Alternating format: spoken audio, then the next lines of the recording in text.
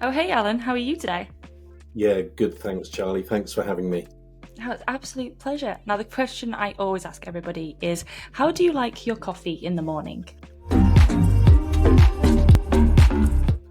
You're asking the wrong person. I gave it up about 20 years ago. So I don't Interesting. drink tea or coffee. I drink hot water in the morning. Oh, I've heard some real benefits about having hot water or some like light herbal teas to aid digestion. But what was your reason for giving up tea and coffee completely?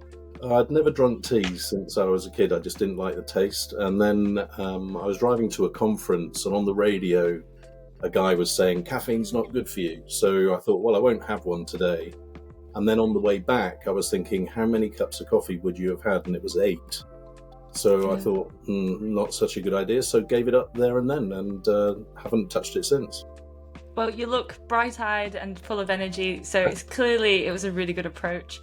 Caffeine is my one thing I stick to, and I actually have given up for I have given it up over the years and brought it back in and given it up and brought it back in, and I think I like it in my diet these days. But today's episode isn't about my coffee and my caffeine consumption. It is about brand identity. That is the focus of today's conversation. And for listeners, ideally you want to stay all the way to the end because there is a really juicy thing that we're going to get into that's going to be very worthwhile.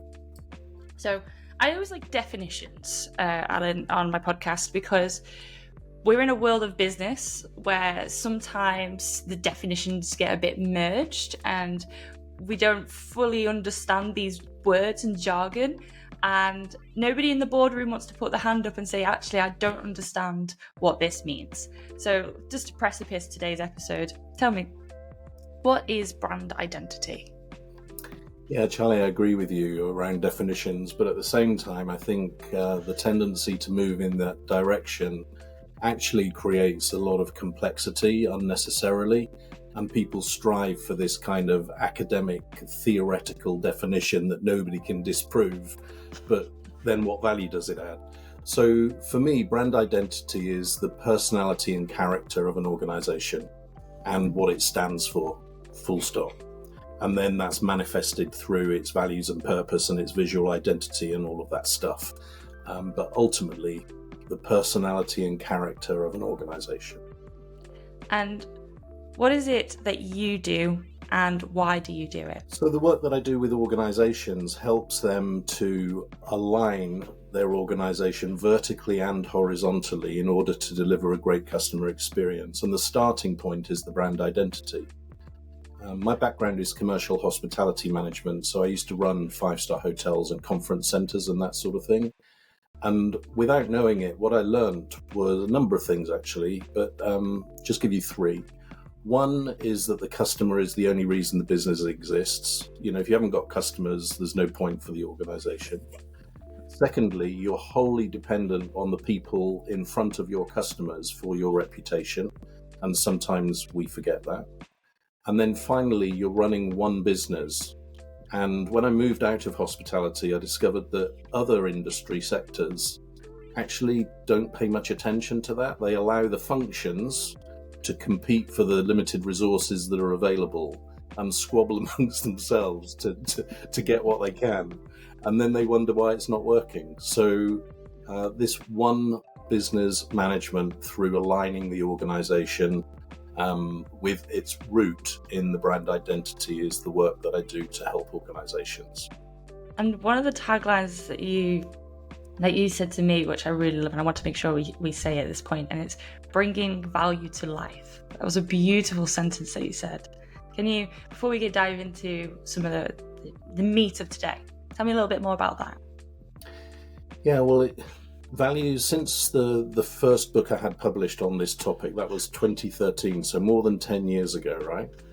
And at that time, values weren't really talked about a great deal. And what has changed positively over that time is that now everybody's talking about it, and it's become a bit of a buzzword. What hasn't changed very much, though, in the same period of time, is the practical application of values. So there's a lot of focus on, hey, we need to have our values and we need to communicate our values and we need to have sexy communication programs. But when you ask people in the kind of, depending on which mood you're in, either the guts of the business or the heart of the business, what are the organizational values and what does that mean to you in your day-to-day work?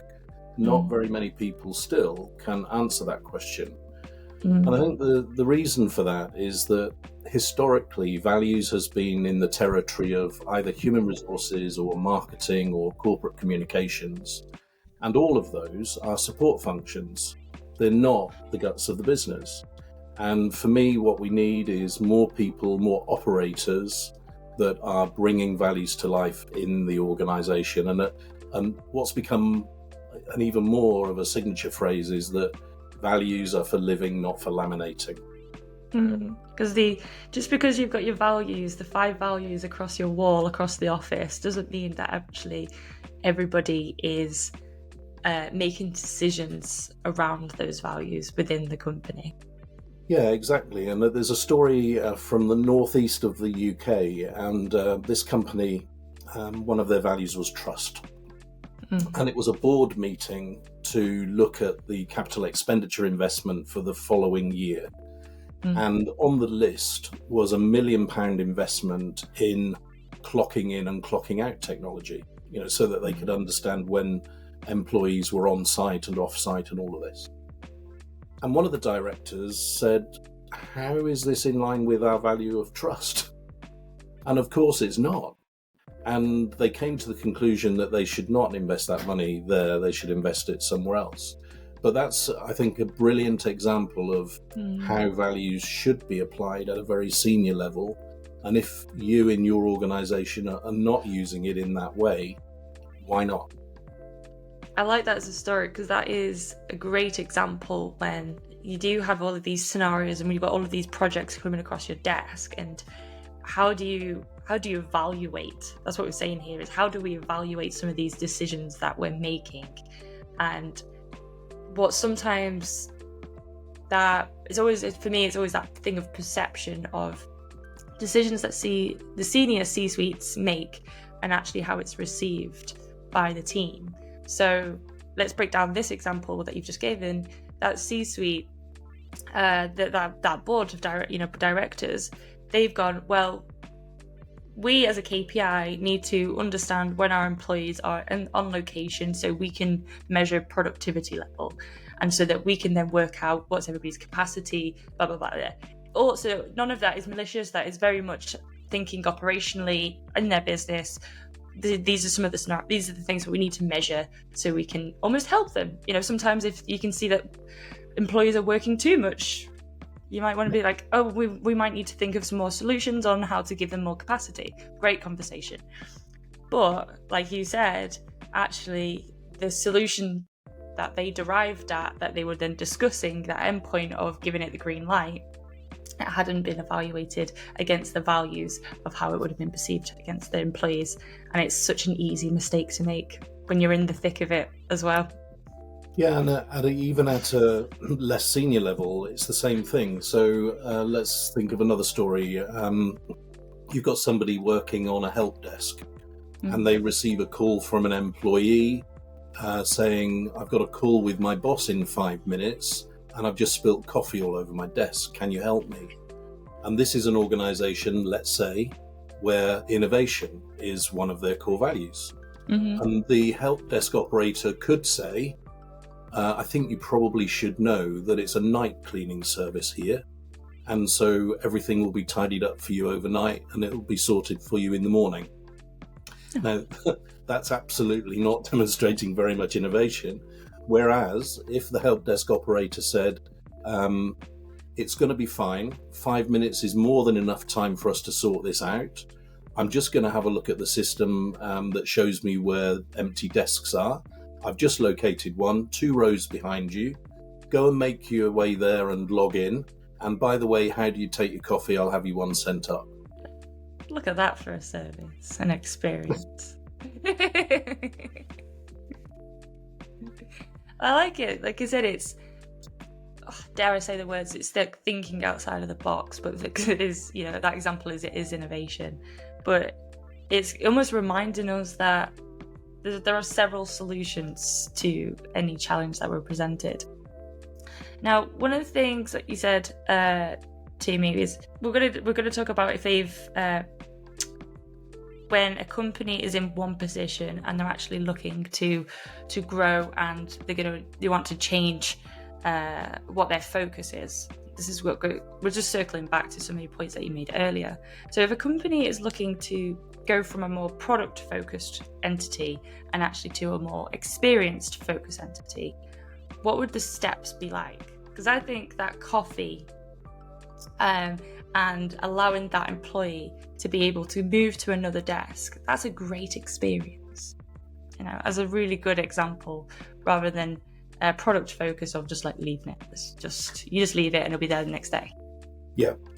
So I think the starting point is to understand what it is that the customer actually wants, because customers often don't want a product, they want an experience. And this is a bit of an old example, but I think I haven't heard of a better one, which is about selling drills. I don't know whether you've come across this one at all. I think I know where this is going. So you're not selling drills, you're selling holes in walls, right? Yeah, and so Simon Sinek classic. It's what the drill can do, and it's the same with anything else. And I think the reason this is even more accentuated now is because products are pretty much the same. So, you can argue the toss, but if you talk about a phone or a laptop or a car, they're pretty much the same. And so the best way for organizations that are producing those products to differentiate themselves is to do that on the basis of the experience that they're able to provide. And that's why the service brand approach that I use provides a framework for leaders to be able to do that, to be able to understand what's important to them as an organization, like we talked about right at the beginning. Then, how can that flow through the way they treat all of their employees, like the help desk example? And then how can they allow that brand identity to flow through into the customer experience, like the example that we talked about? So unless you do that, you're actually leaving a lot on the table. And actually, if you don't root your employee experience and your customer experience in the brand identity, then at best you're risking confusion, because people are like, well, why is it that you say that you believe in this, but actually you treat me like that? And at worst, they might not trust you. So one of the symptoms, or I would say common pitfalls that most CEOs can fall into, is they will say, like you just example you gave there, is they will say that they are something. So try to think of a good example. They might say everything they do is simple and easy. It's a very poor example, but I'd say that's quite a common one. Great example. And then you get to the onboarding process and there's like 5 million steps you have to go through around it. That's my very simple answer to, if I was to analyze a business, to know they've not hit that experienced focused element to it. But what I want to know is, if I'm a CEO, what's some easy ways to identify where I am at in my business? Yeah. So there's a couple of ways. So one tool that I use is called a core value score survey. So what this does, are you familiar with Net Promoter Score? I guess you are. It's kind of. I don't think I am. It's a measurement technique generally used in marketing. Basically, it says on a scale of 1 to 10, to what degree do you think? And that's the way that it works. Okay, yes I do. Only 9. Just forgot the name. Only 9s and 10s are counted as positive scores. 8s and 7s are regarded as neutral and ignored, and 6s and belows are regarded as negative. So the way that it's calculated means that it's really difficult to get a high score. So that's the reason that I use that measurement approach. And it's very simple, because we were talking about those examples earlier of innovation being a value and trust being a value. So it would say, on a scale of 1 to 10, to what degree do you believe this organization lives the value of trust or innovation? And that survey goes to employees, and it could be split into, levels of seniority if you wish. It could include outsourced people that are representing the organization, because they're just as important as those that are on the payroll. It can go to customers, it can go to investors, it can go to the local community. Why not? And then there's a follow-up question, or two questions, which are, what behaviors have you witnessed that support this value? And what behaviors have you witnessed that detract from this value? So that's a really fantastic way to get an understanding of where you're at in your organization in terms of being able to live the values that you've got displayed on your reception wall. And then the other thing that I think people, and you asked specifically about CEOs, for me, too many CEOs fall into the trap of thinking that because they're the CEO, they have to do everything and they're supposed to be the person with the biggest brain and all the rest of it. It's just not true. Mm-hmm. If you've got an organization that has, let's say, 100 or 1,000 or 10,000 employees, why would the CEO not use all of those people? And so that example that you said of simplicity, and then finding that when it comes to onboarding, you've got these 5,000 things to do. If I was the CEO in that organization, I would be saying to everybody in the organization, our value is simplicity. That's what we stand for.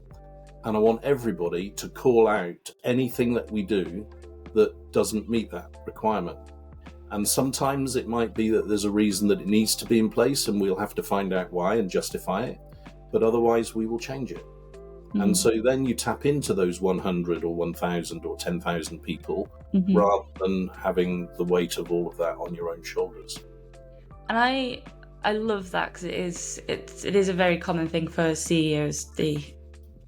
Especially if the business is their baby, they want to have their fingers all in their pies. But I like that little bit nugget that you just said there, when you've almost audited and evaluated the whole business as like all the different processes, all the little details of tasks, and gone, actually, this one little bit is against our value here, but it is almost necessary to have it.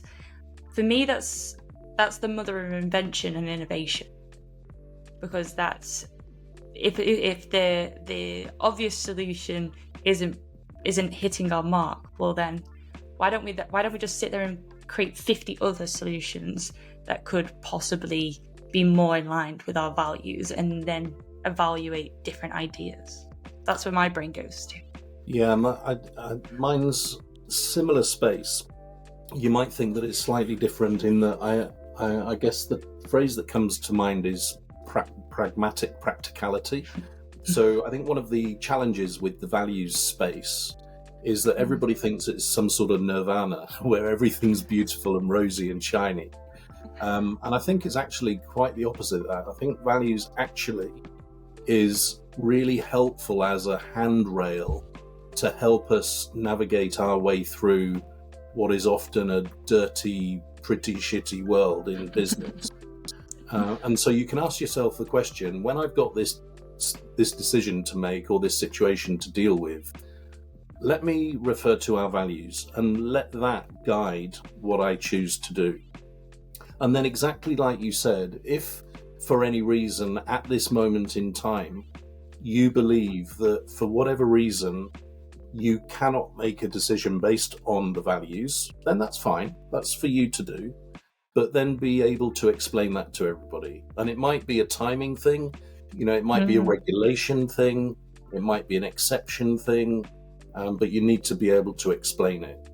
But it doesn't mean to say that you're beholden to these values. You should use them strongly, but ultimately you're a leader. You have to make a choice. And you just said there was a timing thing. That's always interesting. Let's say the scenario there is the company has a brand identity.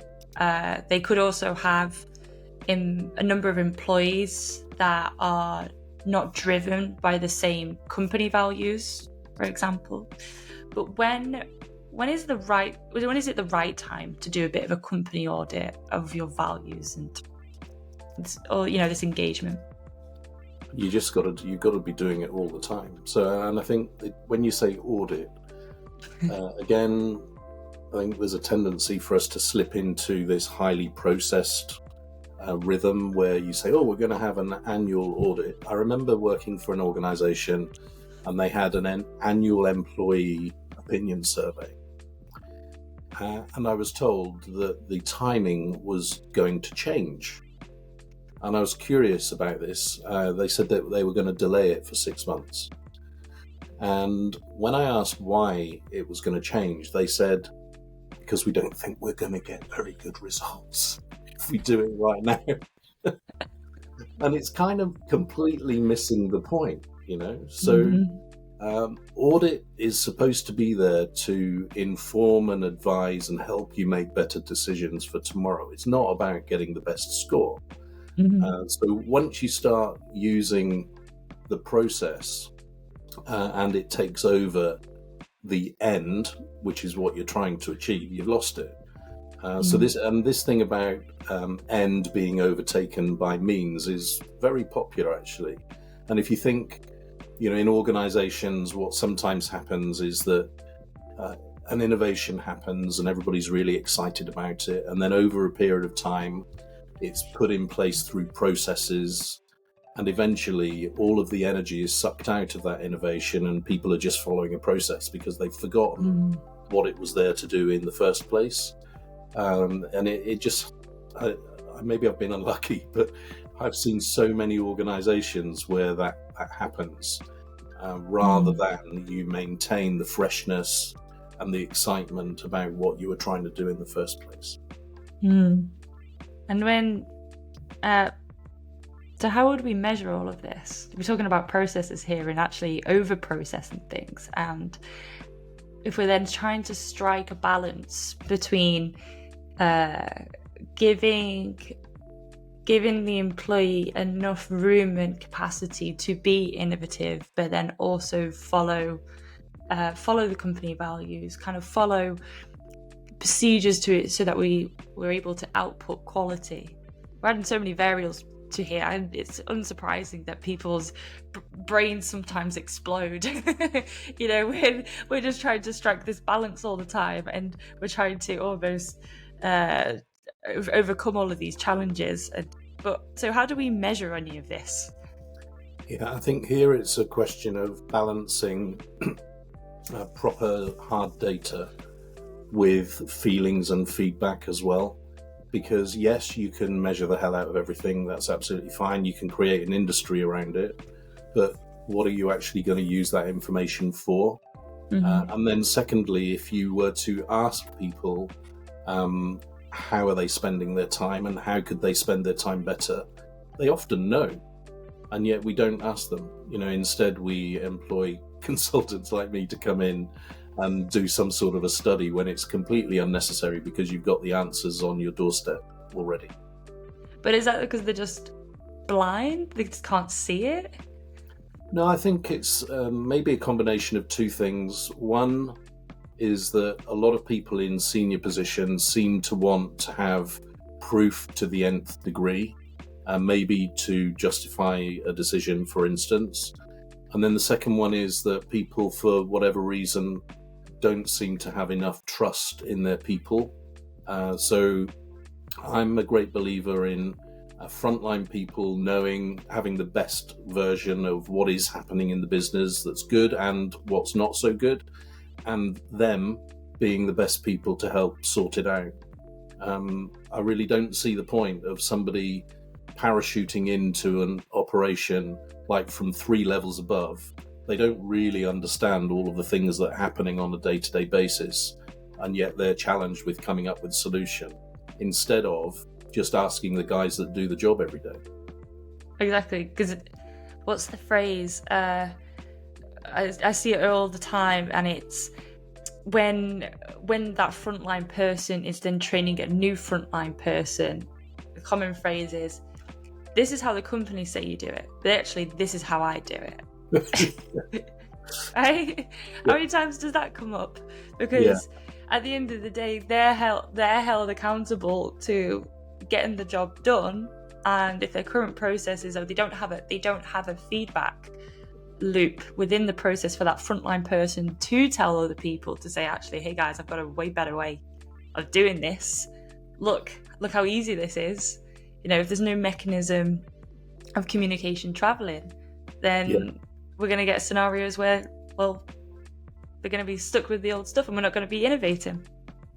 I want to give a shout out here to, I don't work for this company, but Octopus Energy. What I found out that they do is that their software people sit with their call operators, watching them work, and then they'll say things like, oh, I think I can save you 2 clicks having watched what you do, and then they go away and write it. Whereas so many organizations, they get the clever people to write stuff in a dark room, then they say that they test the hell out of it, and maybe they don't really. Then it goes live and they find the bugs, and then they've got to try and correct it. So when I heard this really like in the moment approach to software development to improve customer service, I was like, wow, this is how it should be everywhere rather than this rare exception. And as a testament, as a previous Octopus Energy customer, I can attest to that. Their platform was the easiest platform to be managing and understanding our gas, our electricity, and being able to then split it between because this is when I lived with other people, and being able to coordinate all of that. It was great. And when I go back to the UK, I would go back with them again because it was so simple. And when I had a query, went to their customer service, they were dead quick.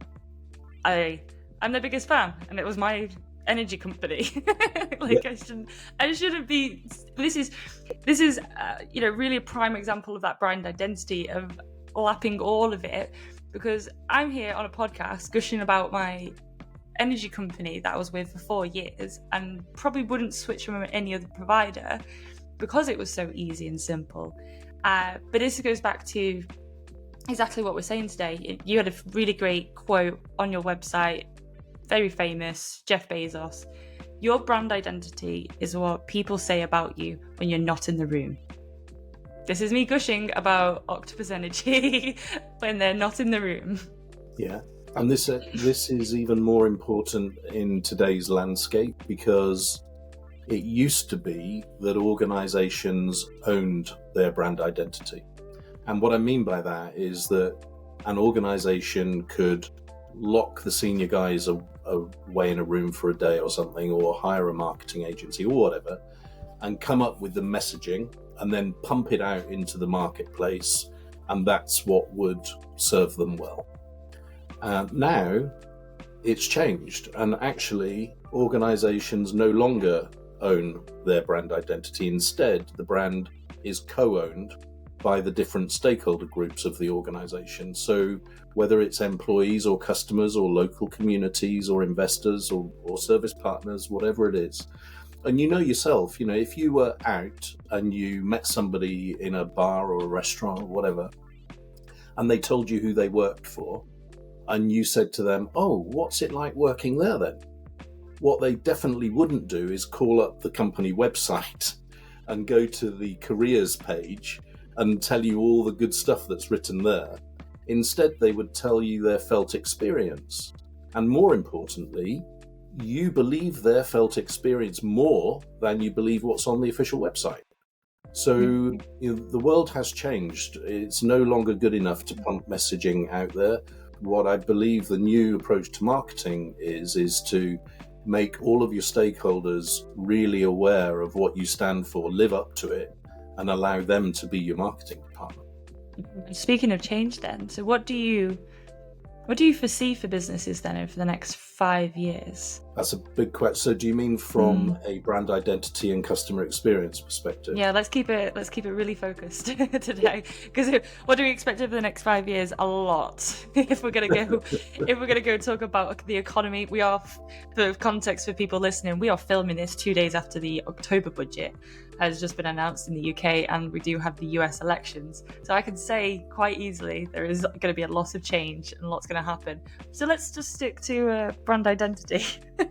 Yeah, so I think the first thing to say is that I think we're going to have things happening within 5 years that we cannot possibly imagine. And so the days have gone when you can predict with certainty very far into the future. So that's the first thing. The second thing is technology is really going to assist if we treat it in the right way. But it will not assist if we think that it's the solution rather than a tool that we can use to our benefit. So as an example in customer experience, I don't know whether you've experienced chatbots, for instance, who can't tell you anything and are really completely useless. And the reason they're there maybe is because somebody in that organization has regarded technology as the solution. Oh, chatbots are available, I need to have a chatbot. Whereas the question really should be, how are chatbots going to enhance the customer experience? And if they cannot, you're better off without them than with them. And then the final thing that I think is going to happen is that, and I guess I'm biased on this because I'm really passionate about personal service and face-to-face service and human-centered service. And I think that it's going to become even more valuable when done very well because of what we just talked about in terms of tech doing the stuff that people, supporting people to deliver better service. So the touch points are going to be reduced, but as a result of that, they're going to be much more important when they do happen. And so, for instance, I'm doing some work at the moment with a retail company, and we worked out that when they sell something online, the only point of human contact that they have with a customer is the person that delivers the product to the door. And so the question is, are you comfortable outsourcing that? Or do you want your own people performing that task and having the opportunity to strike up a relationship with the customer? So that person-to-person contact, I think, is going to be incredibly valuable in the next 5 years. That is really interesting because you would, again, it goes a little bit into that innovation piece of, well, of course you just outsource the delivery because that's just how everybody else does it. It's almost the easy way to implement it. But if you've got no person-to-person touch point at all in the process, as you're talking, I've got this image of if they brought in their own delivery, it means they can tailor what they wear, they can tailor what they say, they can tailor what the values are, they can tailor what's the approach. At this point, I've got literally a FedEx sticker on my front door because I'm waiting for a parcel at any moment, quite an important parcel, but I've put a sticker there because I almost don't trust. Let's call UPS, FedEx, let's name them all, they're all the same. I'm not singling out any of them, just because you have that repeat experience of what they're going to deliver. And if that's then representative of your brand and a part of it is delivering experience, well, then we need to break that down. It could be that the FedEx or the external people are the right people, but in this scenario, it sounds like that is a great value add to their journey. Yeah, and I think that it's driven by, we've used the term outsourced. Again, in my experience, outsourced often equals out of mind. And that's the outsourcing in itself, I think, is absolutely fine. I remember outsourcing a help desk to the Philippines, and we started to receive amazing customer feedback the day that we switched over. It was much, much better than it had previously been. But we knew what was happening. And too many organizations just conduct the outsourcing and then fail to keep monitoring it in a meaningful way. So in that example of delivery, do you want your delivery being put in somebody's bin or delivered to the wrong address without you knowing?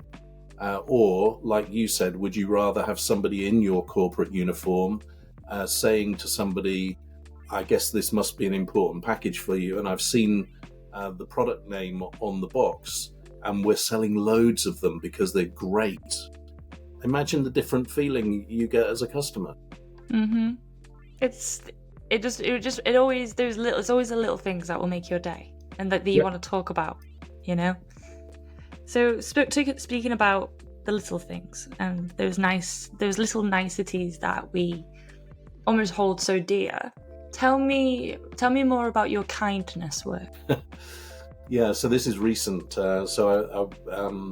Last month I went to Palermo in Sicily for the World Kindness Movement General Assembly, and I launched something called Kindnetics, which is an invented word, and it's the study of acts of kindness and the social energy that it creates. And to accompany that, I've created a kindness equation which allows you to assess any act of kindness by breaking it down into its component parts.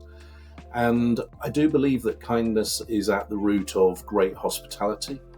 So if you go into any good hotel, it'll be because people are looking after you from the heart, not because it's in the operating manual. And one of my favorite stories, it's a banking environment. And we had an important investor who was arriving for an appointment. We knew the guy's name in advance, so his name badge had been pre-prepared. It was our standard for the receptionist to know the appointment times, and their challenge was always to use the guest name before the guest introduced themselves, right? So this happened. So it was, I can't remember the guy's name, but it was a welcome by name. He's surprised. He's given his name badge. But what nobody had expected was that he had brought his terrier dog with him. Now, that's not in any operating manual, right? What you're supposed to do. Mm-hmm. But the receptionist said, "Oh, could you lift up the dog in front of the camera, please? And his name is?" And produced a name badge and printed it off, gave it to the guy. He went into the meeting room and said, "That's the best expletive greeting I've ever had anywhere in the world." And the meeting was a great success. All because of that receptionist being kind and wanting to create a good impression. Wow, that is a great story. Like you said, it didn't take any much extra to create a little name tag for the dog. But I know every dog owner that, you know, how important their dog is to them, and for their dog to be then included in it, it's such a little thing that makes a huge difference. So I think, well, that's a great place to end today's podcast. It's a great story. Thank you so much for your time today, Alan. It's been a pleasure. Now, if people need help, they've been listening to this and gone, actually, I do need help with my brand identity, where can they go and find you? Probably the best place is on LinkedIn. So Alan Williams Service Brand, because the Alan Williams, there's quite a few of those, I think. Or Alan at servicebrandglobal.com. And there's a website, servicebrandglobal.com. Have a look at that and then be in touch. I'd be delighted to chat to people. Absolute pleasure. So those links will also be on the description of the podcast. So do go and reach out to Alan and his help. He is full of kindness and is more than happy to help you with your needs. Thank you so much today, Alan. I hope to see you again soon. Thanks, Charlie.